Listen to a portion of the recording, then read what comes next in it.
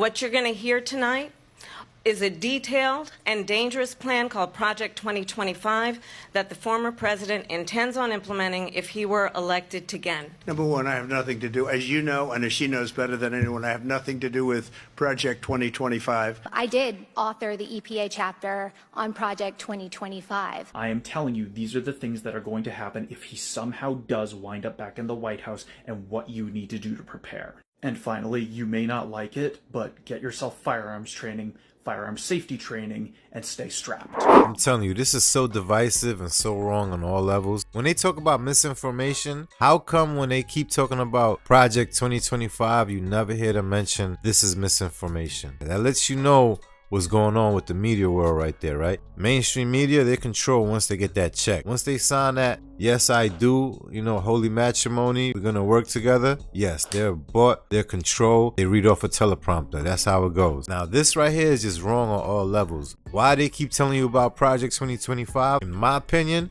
is so that you can stay away from Agenda 47. As long as they keep telling you, did you hear what they said about Project 2025? You're never gonna be able to get to Agenda 47 and see the real policies from Donald Trump's campaign. Don't understand what I mean? Let me show you what I'm talking about. Pause, no diddy. Let's go. If worse comes to worse, you also need to be able to defend yourself. And the Second Amendment is probably the only constitutional right that Donald Trump will not do away with. Probably most importantly, if he does get elected and you talk about your personal politics anywhere on social media, you need to delete that account in its entirety immediately. There will still be archived evidence of it, but at the very least they can't go into a profile that you are still using and say that those are still your views, which can be the difference between walking free and being in a camp. What you're going to hear tonight is a detailed and dangerous plan called Project 2025 that the former president intends on implementing if he were elected again. I believe very strongly that the American people want a president who understands the importance of bringing us together, knowing we have so much more in common than what separates us, and I pledge to you to be a president for all Americans. President Trump will give you a minute here to respond. Now, you see what I'm talking about? Even with all of that right there being said, she still keeps spewing this. Even with Donald Trump out of his own mouth telling you he has nothing to do with it. Listen to this right here. Number one, I have nothing to do, as you know, and as she knows better than anyone, I have nothing to do with Project 2025. That's out there. I haven't read it. I don't want to read it purposely. I'm not going to read it. This was a group of people that got together. They came up with some ideas, I guess some good, some bad.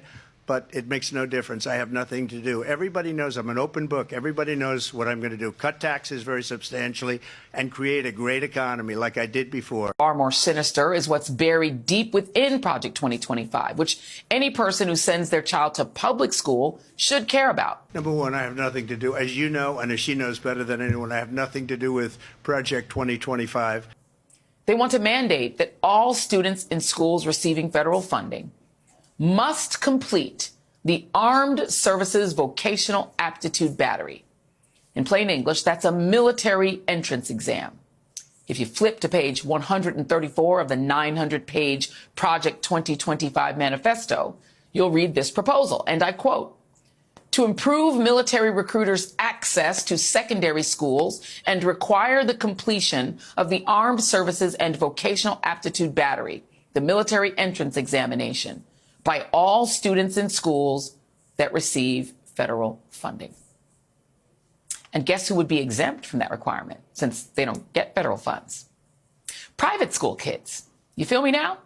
Now, this is the actual author of the title Project 2025. Now, this is the actual author of the book. This is the one who has everything to do with the book, letting you know that the president-elect to be is actually spewing lies. She's letting you guys know, look, I'm the author of this book and the vice president is actually being divisive and she's lying to you guys, telling you that this is Trump's plan. You understand? Check it out. I have a prepared opening statement that I'll get into in just a second, but Ranking Member Raskin, you reiterated and have created a boogeyman that just isn't there. I did author the EPA chapter on Project 2025. I did author the EPA chapter on Project 2025.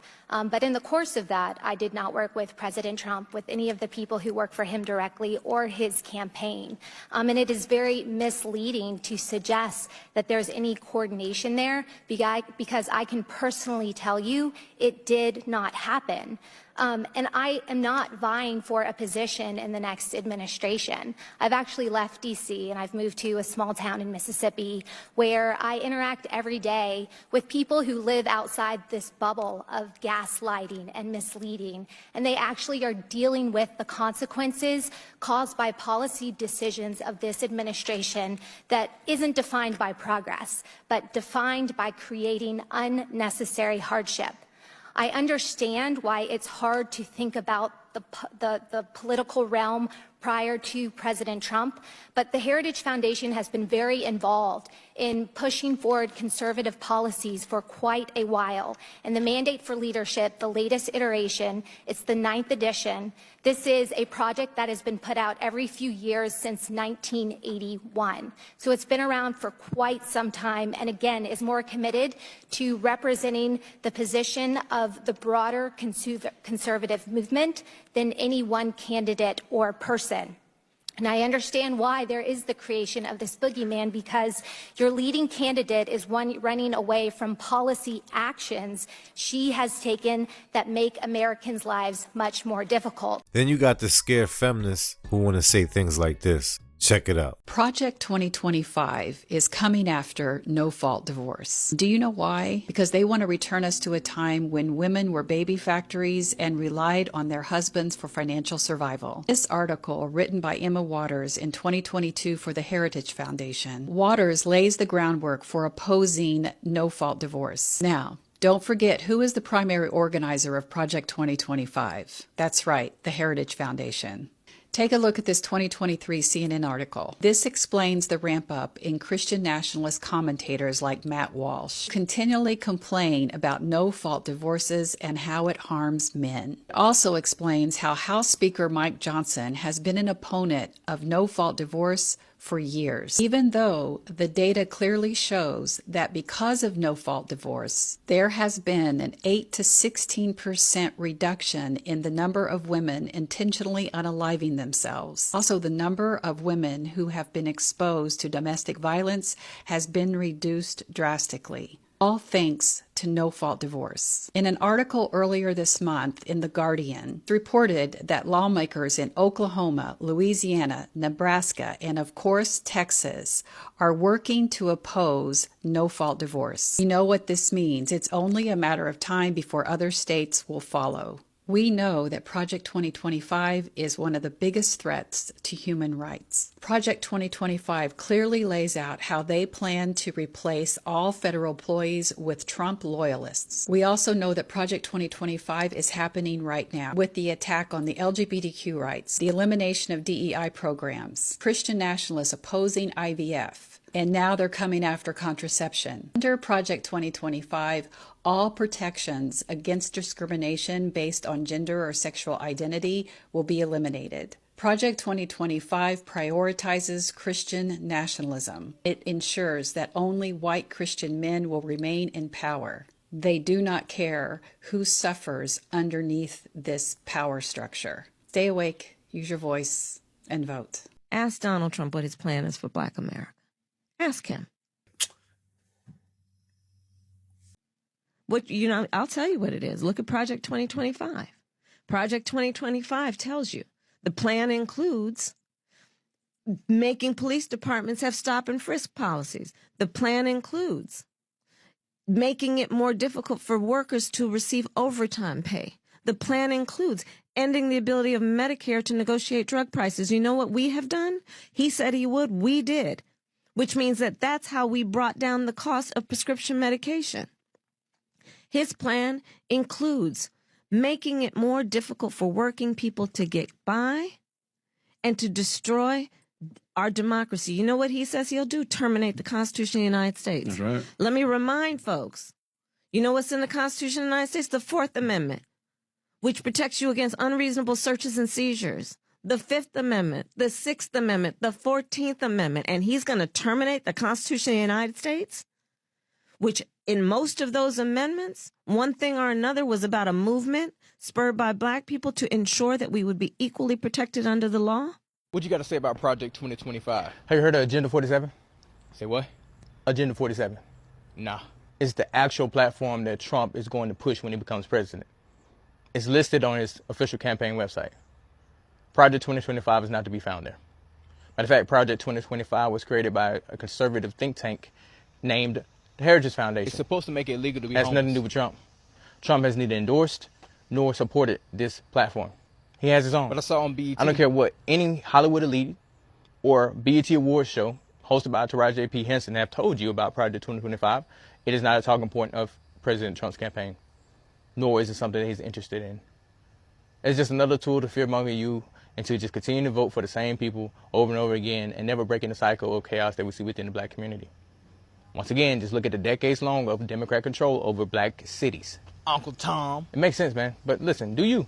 Be mad at what you want to be mad at, but you ain't mad at Trump. Man, shut up, coon. Do you know what Project 2025 is?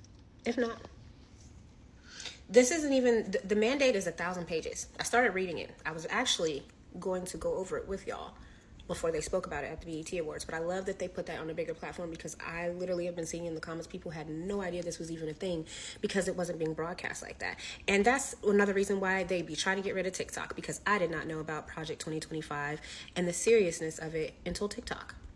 So let's have another learning lesson because that is what TikTok is vital for, learning lessons. Okay, come on. Do y'all see this? Take a second, pause it, read this list. Because I know there's at least 10 things on this list that affect you directly. And you can say it don't. And you can say it's not going to happen. And there's so many idiots running around talking about, oh, we want him back in office. We're going to get loans for our businesses. We're going to get stimuluses. Y'all are goofy and you don't know what you're talking about. Y'all sound like you're very much so misinformed and uneducated. And you are very much so naive to think after seeing this man have MAGA supporters, it's been right in front of your face and you still choose to put the blinders on. That is the biggest form of ignorance. And I have been politically neutral, but I absolutely feel like I'm going to take a stand this year. Just because, like, how?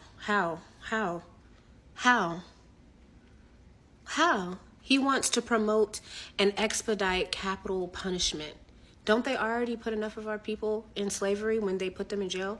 I have a brother serving a life sentence. Not saying he was the best person in the world, but he don't deserve to be in there for life right now. Use the military to break up domestic protests. Come on, y'all. Come on now. We've already seen how the police already are out of hand and already think that they're gods on some level. Because really, it's a god complex for them. They didn't have any control in their lives, so they feel like they need to get into some position of power or authority over someone else to try to control their lives. When at home, they probably getting beat with a wife beater by their wife. Okay, so I'm just saying, this can't be a thing. We cannot let this happen.